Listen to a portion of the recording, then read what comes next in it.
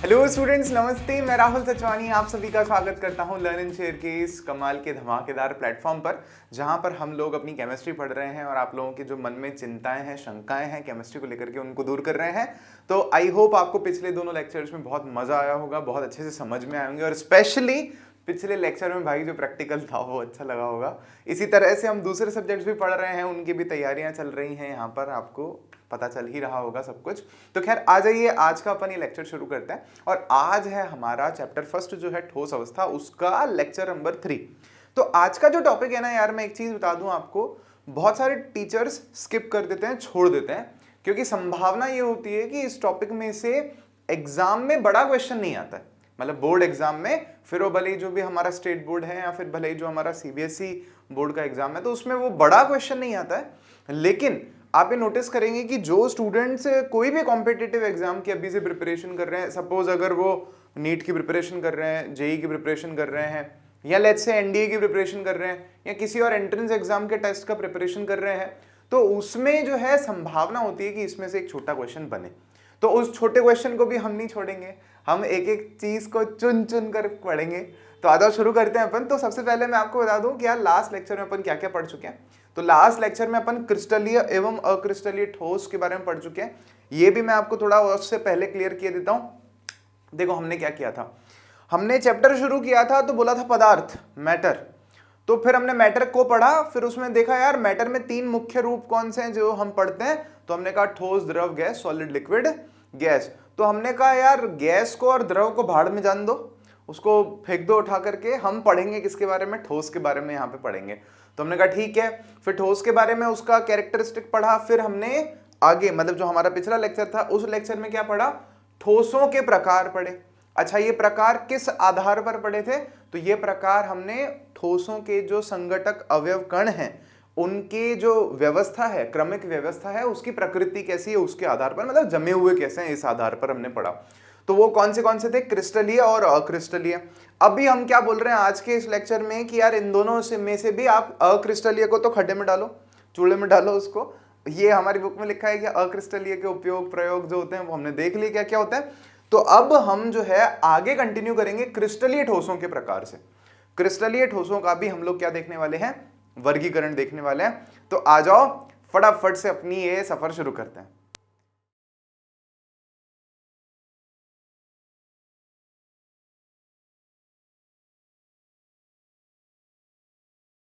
तो देखो यहां पे हमने हेडिंग डाल दी कि यार भैया ठोसों का वर्गीकरण, आप भी डाल लो हेडिंग। और वैसे भी मैं आपको पहले ही बता चुका हूं, चिंता करनी नहीं है, क्योंकि अपने पास नोट्स में सब कुछ लिखा है। अभी मैं आपको बताऊंगा, सारी चीजें डिटेल में बताऊंगा, टेंशन मत लो। तो यहाँ पे सबसे पहला क्वेश्चन आपके मन में वही कि यार ठीक है सर, लेकिन ये आधार क्या है इस वर्गीकरण का, ये जो हम लोग यहाँ पर डिविजन कर रहे हैं इसका आधार क्या है। तो बड़ा सिंपल है, ठोसों के बीच में, जो क्रिस्टलीय ठोस है उनके बीच में यार बंधन बल कौन सा लग रहा है, ठीक है। तो उसके आधार पर हमने वर्गीकरण कर रखा है। तो मैं यहां पर लिख देता हूं,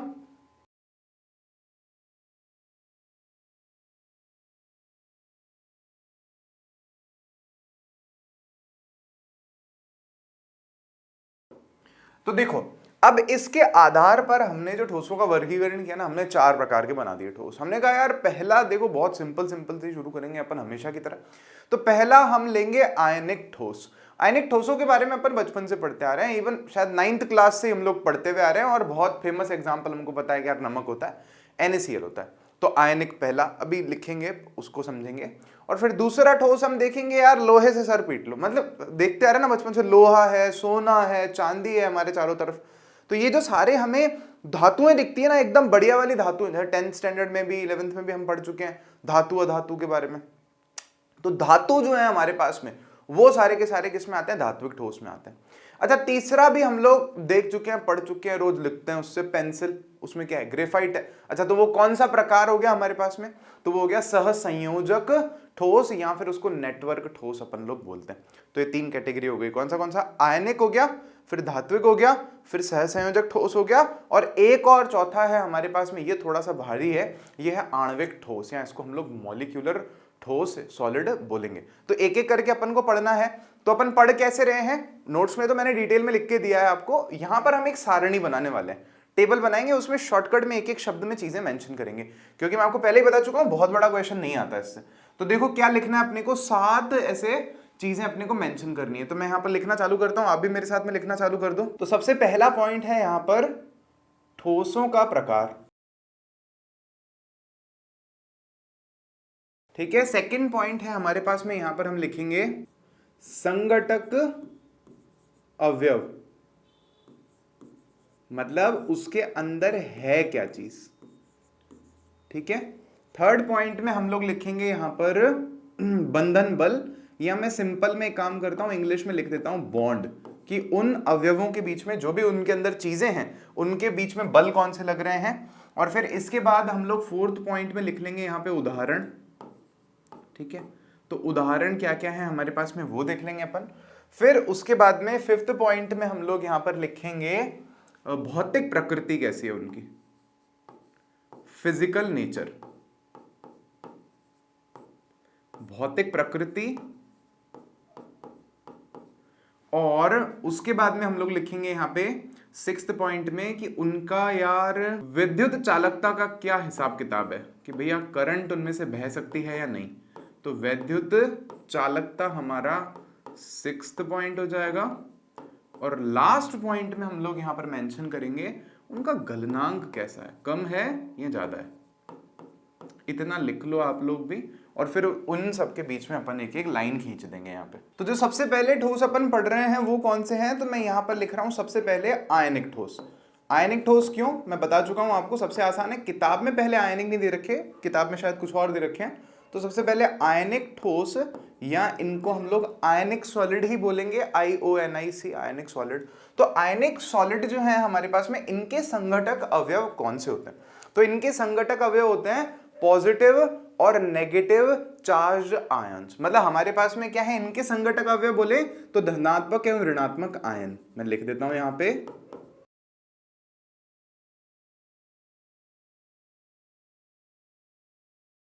ठीक है। फिर अगर इनके बीच में हम लोग बंध की बात करें तो उदाहरण से ज्यादा समझ में आएगा। पढ़े हो ना आप यार, NaCl पढ़ा है ना आपने, नहीं पढ़ा क्या? MgO नहीं पढ़ा क्या यार, मैग्नीशियम ऑक्साइड, मैग्नीशियम रिबन को जला के जो अपन बनाते हैं, NaCl पढ़ा है, MgO पढ़ा है अपन ने। और देखो ना, जिंक सल्फाइड हो गया, ZnS हो गया, मतलब जिसके भी बीच में क्या है, Na+Cl- से बन रहा है, Mg2+O2- से बन रहा है, Zn2+S2- से बन रहा है, मतलब प्लस और माइनस आकर्षण करके चिपक करके एक दूसरे को बना रहे हैं। और क्या हो सकता है यहाँ पे हमारे पास में, और देखो CaO हो सकता है, कैल्शियम ऑक्साइड हो सकता है, या फिर हमारे पास में क्या हो सकता है, जैसे CaF2 भी एक और हमारे पास में कंपाउंड है। तो ये सारे उदाहरण हो गए हमारे पास में। इन सबके बीच में बल कौन सा लग रहा है पता है आपको? 12th में आपने पढ़ा होगा, जीतू भैया सिखा रहे हैं आपको, आवेशन आवेशन स्थिर वैद्युतिकी, पहले चैप्टर ही उसमें यही होता है। या इसके अलावा भी अपन थोड़ा बेसिक तो आइडिया है ही ना अपन को। तो हमारे पास में यहाँ पर स्थिर वैद्युत बल इनके बीच में लगता है, या इसको है ना कुलाम्बिक फोर्स बोलते हैं, क्योंकि कुलाम का वो आपने नियम भी पढ़ा होगा कि किस तरह से बल लगता है दो आवेशों के बीच में, तो वही यहां पर बल लगते हैं। तो मैं यहां पर लिख देता हूं स्थिर वैद्युत बल, या फिर ब्रैकेट में आप चाहो तो ये भी लिख सकते हो कुलामी बल, ठीक है। कुलाम्बिक फोर्सेस इसमें लगते हैं। अच्छा, इनकी भौतिक प्रकृति कैसी होती है, नमक कैसा होता है, या ये जो भी आयन्स होते हैं, ये जो भी बने हुए यौगिक हमारे पास में, ये कैसी प्रकृति के होते हैं, जान के हैरानी बिल्कुल भी नहीं होगी आपको। ये होते हैं हमारे पास में, आप नोटिस करोगे कठोर होते हैं, होते तो सॉलिड्स हैं, लेकिन भंगुर प्रकृति के होते हैं। भंगुर का मतलब होता है ब्रिटल, ब्रिटल इन नेचर का मतलब है यार आपने ऐसे लिया, नमक का ढल्ला है इतना बड़ा, उस पर हथौड़ा मारा आपने, तो क्या होगा, पूरा का पूरा चूरा चूरा हो जाता है। तो ये भंगुर प्रकृति होती है। अच्छा, इनकी वैद्युत चालकता कैसी होती है, तो देखो ठोस अवस्था में ये विद्युत धारा का प्रवाह नहीं करते, ये बात क्लियर होनी चाहिए अपन को। ठोस अवस्था में विद्युत धारा का प्रवाह नहीं करते। नमक है, नमक सूखा पड़ा है, दो तार लेके डाल दो उसमें और इधर से सर्किट पूरा कर दो आप, है ना, इधर से एक बल्ब लगा दो, एक बैटरी लगा दो, लेकिन फिर भी करंट उसमें से नहीं बहेगी। लेकिन आप क्या करोगे, नमक को पानी में घोल दो, या फिर आप क्या करो, नमक को पिघला दो। देखो नमक को पिघलाना बहुत भारी काम है, मैं अभी भी सोच रहा था आपको करके दिखाने का, लेकिन यार वो उसके लिए भट्टी की व्यवस्था नहीं हुई अभी तक, एक भट्टी चाहिए अपने को। तो उसमें हो जाएगा। तो आई टेल यू, मैं दिखा भी दूंगा आपको।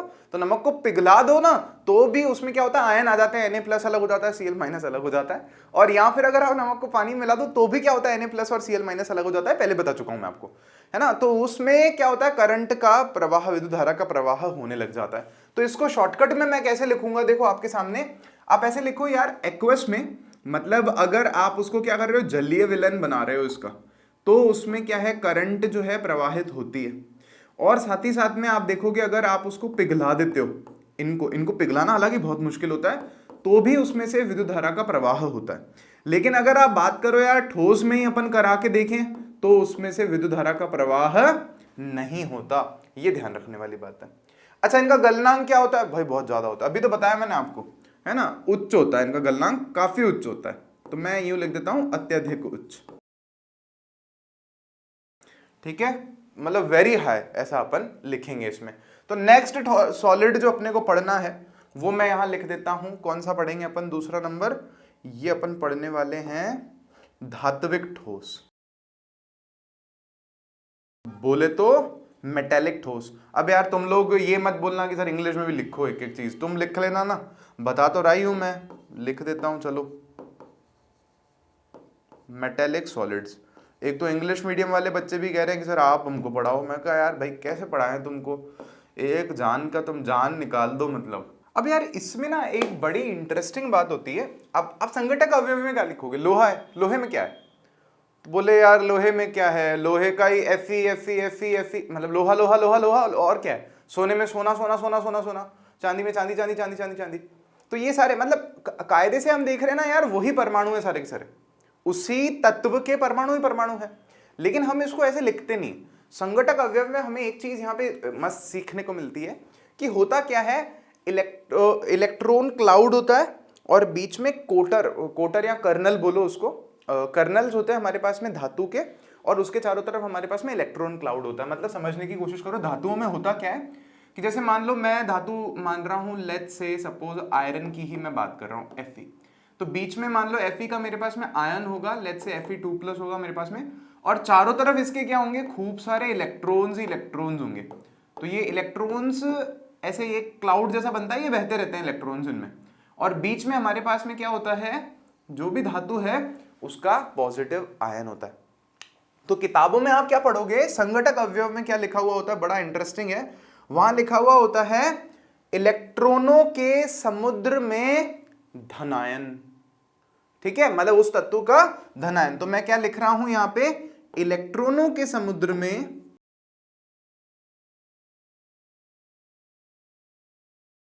धनायन, करेक्ट, इलेक्ट्रॉनों के समुद्र में धनायन है यहां पर हमारे पास में।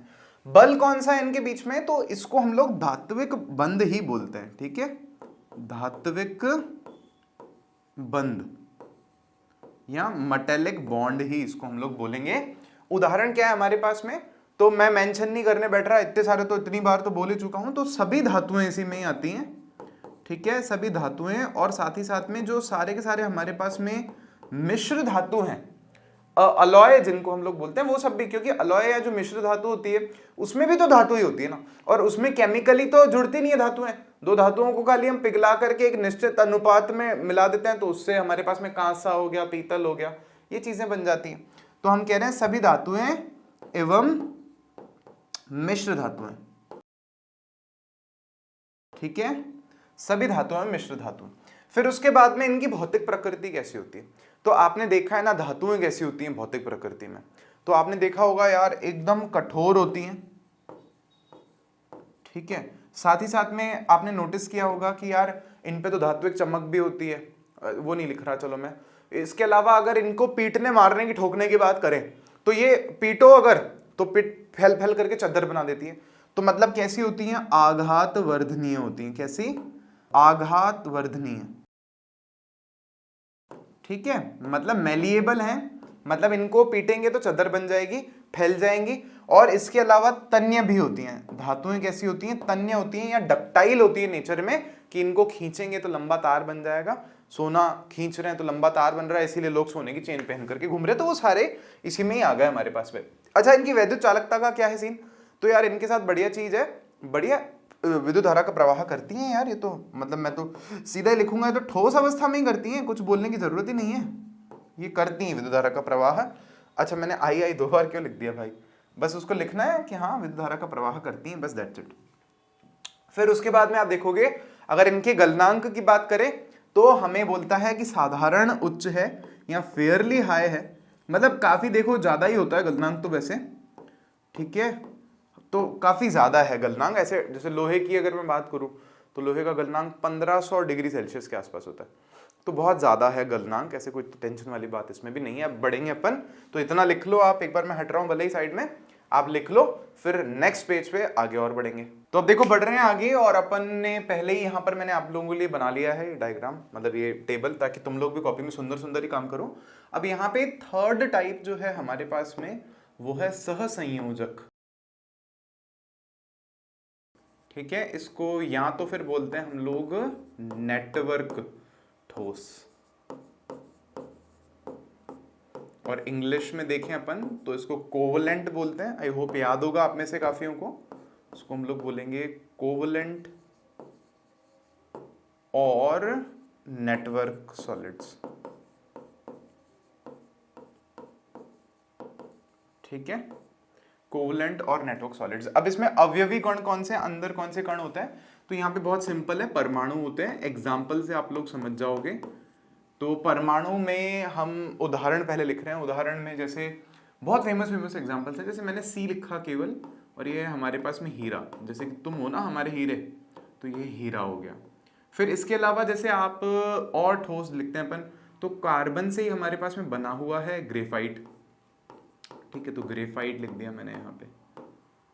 और उसके अलावा जैसे हमारे पास में है सिलिकॉन डाइऑक्साइड SiO2 है, जो क्वार्ट्ज जिसको लिखा था ना अपन ने, तो क्वार्ट्ज एक हो गया हमारे पास में उदाहरण, ठीक है। और इसके अलावा जैसे एक और उदाहरण है हमारे पास में सिलिकॉन कार्बाइड है, SiC भी होता है हमारे पास में सिलिकॉन कार्बाइड। तो ये हमारे पास में काफी सारे उदाहरण हो गए जिनके बीच में हमारे पास में जो आकर्षण बल है ना, बंधन बल जो होता है हमारे पास में, वो कौन सा होता है, सहसंयोजी। अब देखो यहाँ पे एक चीज ये है कि आपको है ना, जो हमने प्रीवियस क्लासेस में ये चीजें पढ़ी है ना, उसको थोड़ा सा समझना पड़ेगा। यहाँ पे हम केवल ठोस की बात कर रहे हैं भाई, जैसे सहसंयोजी बंध अत्यधिक जो होते हैं ना, ग्लूकोज में होता है, अल्कोहल में होता है, ये हाँ होता है, लेकिन वो ठोस नहीं है, तो हमें उसकी बात ही नहीं करनी, हमें इनके ठोस की बात करनी है, ये बात आपको समझनी होगी यहाँ पे। तो हम केवल ठोस वालों को ही लिख रहे हैं यहाँ पे। तो इनकी आप भौतिक प्रकृति देखोगे ना, भौतिक प्रकृति इनकी होती है, कठोर होते हैं, सारे के सारे ठोस होते हैं। लेकिन वही बात है, अब अपवाद तो है ही है, ये जो हमारे पास में ग्रेफाइट मैंने दूसरे नंबर पे लिखा है, ये अपवाद है। मतलब आप बाकियों को देखोगे तो ये साधारणतया सारे के सारे कैसे हैं कि भाई ये कैसा है, कठोर है, सॉलिड एकदम। इनको देखोगे आप, ये दोनों कैसे हैं हमारे पास में, कठोर हैं। लेकिन ये जो है भाई साहब, एक ग्रेफाइट हमारे पास में, ये कैसा है, मुलायम है, और साथ ही साथ में आगे विद्युत चालकता में भी यही का बड़ा करता है। तो ये कैसा है हमारे पास में, मुलायम है, और साथ ही साथ में ये क्या है, लिख देता हूं मैं, अपवाद है, ठीक है, एक्सेप्शन है। और फिर उसके बाद विद्युत चालकता की अगर अपन बात करें तो ये है ना, विद्युत रोधी होता है, इंसुलेटर्स होते हैं, विद्युत धारा का प्रवाह नहीं करते हैं। लेकिन फिर अपवाद, ग्रेफाइट बोले मैं करूंगा भैया, तुम्हारे को क्या। तो ये जो ग्रेफाइट है हमारे पास में, ये तो भाई साहब धारा का प्रवाह करता है, अपवाद है, क्योंकि ये क्या है, अपवाद है। बाकी ये कैसा है, तो ये इसके लिए हम बोलेंगे कि यार ये तो विद्युत रोधी है। और विद्युत रोधी का मतलब क्या है कि विद्युत धारा का प्रवाह नहीं करते हैं, और ये भी आप देखोगे तो कैसे हैं, विद्युत धारा का प्रवाह नहीं करते हैं, तो बोले तो विद्युत रोधी हैं। और भी उदाहरण हो सकते हैं, लेकिन हम इतने ही काफी हमारे लिए। और फिर अगर हम इनके गलनांक की बात करें तो यहाँ फिर दिमाग का दही हो जाएगा। हमने तो बचपन पढ़ा है, अल्कोहल का तो बहुत कम होता है गलनांक, उथनांक, मीथेन का तो बहुत कम होता है, लेकिन वो तो गैस है या लिक्विड है, वो ठोस है ही नहीं, तो ठोस का बहुत ज्यादा है भाई। तो इनका मैं लिखूंगा यहाँ पे बहुत बहुत उच्च, वेरी वेरी हाई, ठीक है, वेरी वेरी गुड मिलता है ना जैसे तुमको, तो वेरी वेरी हाई। अच्छा कैसे, तो अगर मैं बात करूं हीरे का, जो हमारे पास में गलनांक है, हीरे को पिघलाना हो अगर हमें, तो यार आप मानोगे नहीं, ऑलमोस्ट हमें 4000 डिग्री सेल्सियस के आसपास में तापमान चाहिए होता है। 4000 बहुत ज्यादा हो गया। इवन अगर मैं और भी बेसिक बाकियों को भी देखूं ना, ग्रेफाइट को भी पिघलाने के लिए हमें 1000 डिग्री सेल्सियस से ऊपर तापमान चाहिए होता है ना। ये सिलिकॉन डाइऑक्साइड जो मैंने क्वार्ट्ज लिखा है, इसको पिघलाने के लिए हमें शायद 1500 डिग्री सेल्सियस के आसपास तापमान चाहिए होता है, थोड़ा आगे पीछे, एकदम एग्जैक्ट वैल्यू तो याद नहीं है मेरे को, लेकिन हजार से ऊपर है सारे के सारे। तो इनको पिघलाने के लिए भाई बहुत ज्यादा हाई टेम्परेचर हमें चाहिए होता है। समझ में आई आपको ये वाली बात? समझ में आई है तो लिखो, बड़े आगे। अच्छा, लिखने से पहले एक मस्त चीज बताऊं यार तुमको, ये क्वार्ट्ज है ना, अपना माथा खा रहा है सिलिकॉन डाइऑक्साइड, एक मस्त होमवर्क है तुम्हारे लिए, करके आओ, कमेंट्स में आंसर देना, नहीं तो अगली क्लास में मैं बताऊंगा तुमको। ये जो हम घड़ी पहनते हैं, मैंने तो लोकल पहन रखी है, जो कंपनी की घड़ी आती है उसमें देखा होगा आपने, अंदर लिखा होता है क्वार्ट्ज, ठीक है, क्वार्ट्ज जैसे अंदर लिखा रहता है। तो वो क्वार्ट्ज क्या चीज है, वो यही है असल में, है ना, SiO2 का क्वार्ट्ज। लेकिन मैं आपसे सवाल पूछना चाह रहा हूं कि वो कर क्या रहा है क्वार्ट्ज वहां पे, कहां है क्वार्ट्ज, कैसे काम कर रहा है घड़ी में, ये आपको जवाब ढूंढ करके आना है। जितना मन पड़े ढूंढ लेना और कमेंट्स में आंसर लिख करके मेरे को बताना। तो बढ़ते हैं अपन आगे। तो लास्ट हमारे पास में जो टाइप है, फोर्थ टाइप है, वो है हमारे पास में, यहां पर लिखते हैं अपन, ये है आणविक ठोस, या इसको हम लोग भूलेंगे मॉलिक्यूलर सॉलिड्स, आणविक ठोस। तो देखो यार, ये ना मेरे को मॉलिक्यूलर सॉलिड यहां से हटाना पड़ेगा, क्योंकि मेरे पास थोड़ी जगह कम पड़ने वाली है, क्योंकि ना इसके 3 हमारे पास में सब डिविजन्स होते हैं। मैं नहीं चाहता कि वापस एक और पेज लेकर के मैं उस पर ड्रॉ करूं। तो इसमें पहले हम देखेंगे कि एक होता है हमारे पास में अध्रुवी, या इसको इंग्लिश में अगर अपन बोलेंगे तो बोलेंगे नॉन पोलर, ठीक है। तो अध्रुवी, ध्रुव का मतलब पोल होता है, तो अध्रुवी नॉन पोलर। फिर दूसरा है इसमें हमारे पास में, मैं यहाँ पे लिख लेता हूं ध्रुवीय, ठीक है, अध्रुवीय कर दो ये। और तीसरा है हमारे पास में यहाँ पर हाइड्रोजन आबंधित। तो हाइड्रोजन आबंधित को अपन H आबंधित लिख देते हैं, पूरा आएगा नहीं क्योंकि यहाँ पे, तो हाइड्रोजन आबंधित। एक एक को समझते हैं। तो यार इन तीनों में आप देखोगे ना कि इनके जो भी ठोस हैं, उनमें जो अपरमाणविक हमारे पास में यहाँ जो संघटक अवयव हैं, जो अवयवी कण हैं, वो तीनों के तीनों में अणु ही होते हैं, क्योंकि मॉलिक्यूलर ठोस है ना, आणविक ठोस है। तो इसमें भी अणु होता है, ठीक है, इसमें भी अणु होता है और इसमें भी अणु होता है, तीनों में अणु होता है, दिमाग ही नहीं लगाना।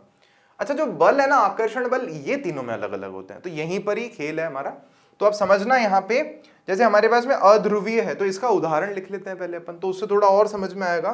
तो इसका उदाहरण है हमारे पास में अध्रुवीय, कौन से उदाहरण है, I2 अध्रुवीय होता है ना, I और I बराबर बराबर है, इनकी जो इलेक्ट्रोनेगेटिविटी है ना, तो इलेक्ट्रॉन्स को बराबर ही अपनी तरफ खींचते, तो कोई इसमें द्विध्रुव नहीं बनता, एक तरफ प्लस एक तरफ माइनस आवेश नहीं आता है इसमें, है ना। I2 हो गया, Cl2 हो गया, या एक हमारे पास में उदाहरण होता है CCl4, ठीक है, CCl4 ध्यान रखना अध्रुवीय होता है। तो ये हमारे पास में इसके उदाहरण हो गए। तो अब इनके बीच में बल कौन सा लग रहा है, ठीक है, तो जैसे क्या मतलब हुआ इसका, H2 गैस हो गई हमारे पास में मान लो, तो इनके बीच में बल कौन सा लग रहा है। तो आप नोटिस करोगे यार, मतलब समझो इसको क्या है, कि अगर हम गैस अवस्था में समझे, तो H2 गैस मान लो एक सिलेंडर में भरी हुई है, तो H2 गैस के अणु और H2 गैस के अणु के बीच में भी तो कुछ आकर्षण बल है ना, बहुत कम है, मेरे को पता है बहुत कम है, ना के बराबर है ना, लेकिन तभी तो वो गैस है, इतना दूर दूर है वो सारे अणु, लेकिन उसको हमने ठोस बना दिया, तो उसको हमने बहुत दाब लगा के या उसका टेम्परेचर कम करके ठोस बना दिया उसको हमने।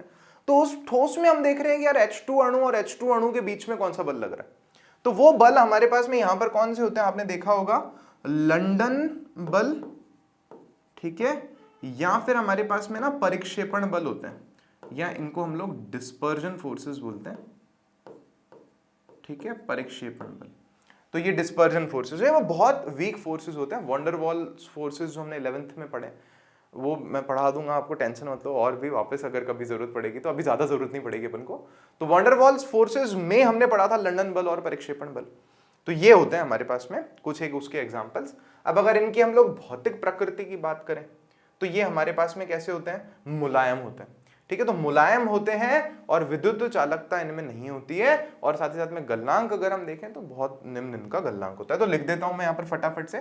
तो इनकी भौतिक प्रकृति है हमारे पास में मुलायम, मुलायम सिंह यादव जी को याद नहीं करना, ठीक है। और विद्युत चालकता इनकी कैसी होती है, तो ये विद्युत हमारे पास में रोधी होते हैं भैया, नहीं चालन करते विद्युत धारा का,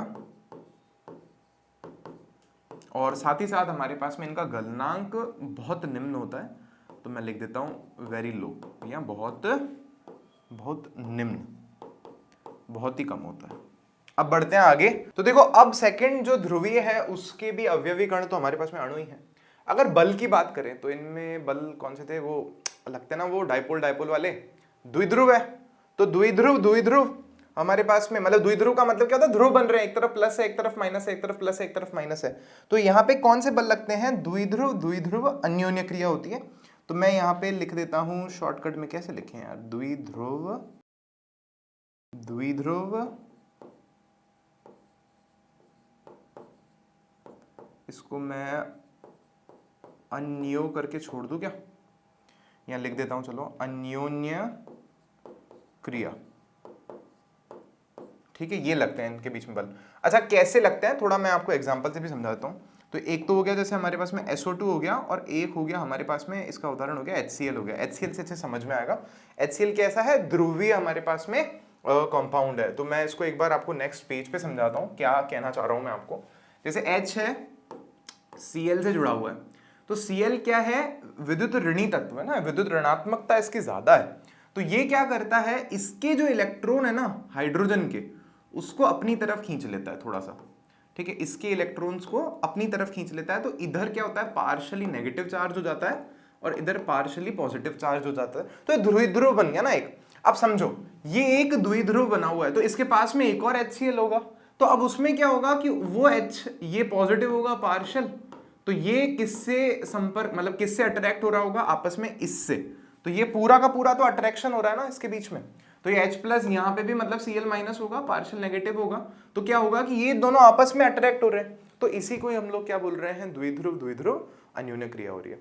तो वैसा ही सल्फर डाइऑक्साइड में भी होगा, SO2 में भी होगा। सल्फर पार्शियली पॉजिटिव हो जाता है और जो ऑक्सीजन है हमारे पास में उस पर ऋणात्मक आवेश हमारा थोड़ा सा आ जाता है, देखने को मिलता है। तो ये कैसे होते हैं, तो ये भी अगर हम देखेंगे तो मुलायम होते हैं। ये भी कैसे होते हैं, विद्युत रोधी होते हैं। और इनका अगर हम गलनांक की बात करें तो इनका काफी कम होता है गलनांक। तो मैं यहाँ पे निम्न लिख करके छोड़ रहा हूं, कम होता है, बहुत कम नहीं, हाँ कम होता है। तीसरे हैं हमारे पास में H आबंधित। तो हाइड्रोजन आबंधित में हमारे पास में बल कौन सा लगेगा, ऑब्वियस सी बात है, हम हाइड्रोजन बॉन्ड्स के बारे में पढ़े, तो हाइड्रोजन बंध लिखेंगे अपन यहाँ पे। तो मैं शॉर्टकट में लिख देता हूं यहाँ पे H बंध, ठीक है। फिर इसके बाद में इसका एग्जाम्पल क्या है हमारे पास में, तो H2O है। और H2O पानी की बात नहीं कर रहे अपन, H2O बर्फ की बात कर रहे हैं अपन, ठीक है। और ये अब इसका प्रकृति कैसी है हमारे पास में, तो आप देखोगे कि यार ये कठोर प्रकृति है हमारे पास में थोड़ी इसकी। और फिर अगर आप इसकी विद्युत धारा प्रवाह करने की शक्ति की बात करो तो यार विद्युत धारा इसमें से प्रवाह नहीं होती है। तो ये भी विद्युत रोधी प्रकृति है। और इसके भी अगर हम गलनांक की बात करें तो निम्न गलनांक होता है, काफी आसानी से ही जो है बर्फ पिघल जाती है, 0 डिग्री सेल्सियस पर बर्फ जो है पिघल जाती है। तो ये हमने पूरा का पूरा सब कुछ जो था हमारा सुपड़ा साफ कर दिया, उसका पढ़ लिया। अब देखो एक दो चीजें मेरे को इंपॉर्टेंट बतानी है आपको कि यार देखो एक दो बातें हैं, अलग से मैं मैसेजेस भी दे रहा हूं आप लोगों को, बाकी यहाँ पे और कह रहा हूं मैं। इस टॉपिक के भी जो इंपॉर्टेंट क्वेश्चंस है, होमवर्क प्रैक्टिस क्वेश्चंस हैं, वो भी ऐप पर अपलोड हो रहे हैं, है ना, लेक्चर्स के साथ साथ ही आपको मिलेंगे। और उनका सॉल्यूशन भी अब से मैं आपको प्रोवाइड कराना शुरू कर दूंगा, जो प्रीवियस ईयर्स में, मतलब सॉल्यूशन, वीडियो सॉल्यूशन, है ना, वैसे तो सॉल्यूशन है ही, लेकिन वीडियो सॉल्यूशन जो पिछले सालों में कॉम्पिटिटिव एग्जाम्स में पूछे गए हैं आपसे क्वेश्चंस, तो वो भी मैं आपको वहां पर देना शुरू कर चुका हूं। तो आप लोग से मैं बस यही कह रहा हूं, आप अच्छे से मन लगा करके पढ़ो। अब मैंने ठान लिया है कि यार तुम लोग का सिलेक्शंस करवाना है, तुम लोग के बोर्ड्स में बहुत अच्छे मार्क्स लेके आना है। और उससे भी बड़ी बात जो है कि यार तुम लोगों के दिल में उतार देनी है केमिस्ट्री, है ना, मतलब एक एक चीज फील होनी चाहिए, महसूस होनी चाहिए, ऐसे आगे नहीं बढ़ेंगे नहीं तो अपन। तो हम रिवोल्यूशन लाने वाले हैं, क्रांति लाने वाले हैं, साथ में मिलकर के पढ़ेंगे, कोई टेंशन नहीं लेनी, विश्वास रखना है। मैं कह रहा हूं, बस मैं जिंदा हूं तो मैं करा दूंगा, अगर मैं मर जाता हूं कहीं पे भिड़ भुड़ा करके तो फिर बात और है ठीक है, उस केस में भी निखिल सर किसी और की व्यवस्था करने वाले हैं। बाकी हाँ ठीक है, पूरी अपन कोशिश करने वाले हैं बहुत अच्छे से तैयारी करने की। और इनके नोट्स, डिटेल्ड नोट्स और शॉर्ट नोट्स भी पैरेलल ही अपलोड होते जाएंगे, तो आप उसकी भी टेंशन बिल्कुल मत लो। तो thank you so much for watching this video. और अगर आपको कोई भी डाउट है, कोई भी क्वेरी है, मैथमेटिक्स की है, इवन बायोलॉजी की है, फिजिक्स की है, केमिस्ट्री की है, 10 साइंस की है, हिंदी की है, इंग्लिश की, तो आप यार ये जो नंबर दिए हुए हैं उन पे कॉल कर सकते हो सिंपल में, ठीक है। तो हमारी टीम बहुत मेहनत कर रही है आप लोगों के साथ में। मिलते हैं आपसे नेक्स्ट लेक्चर में। Thank you so much, bye.